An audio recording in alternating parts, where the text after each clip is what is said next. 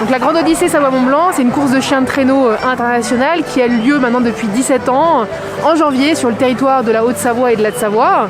Elle rassemble chaque année une cinquantaine d'attelages et plus de 500 chiens qui traversent 400 km de piste en 11 étapes à travers une vingtaine de villages, communes et villes du territoire de Savoie-Mont-Blanc. Aujourd'hui, nous sommes à Valmorel, une étape d'une vingtaine de kilomètres et un petit peu plus de 1000 mètres de dénivelé. Les attelages vont partir de la piste de luge de Valmorel pour monter sur le domaine et ensuite redescendre avec une arrivée qui est prévue à Doucy.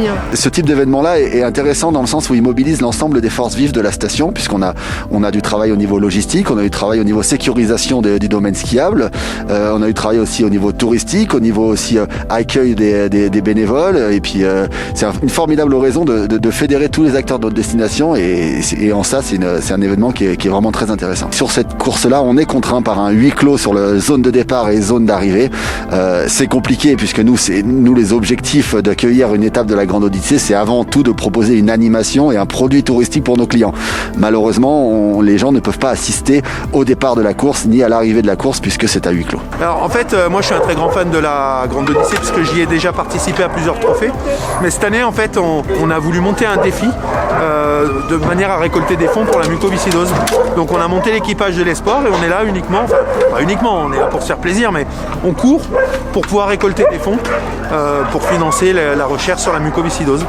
Donc on a un petit clin d'œil à Nils qui nous suit, soit de chez lui, soit de l'hôpital, qui est un petit peu le facteur déclencheur de cette idée-là.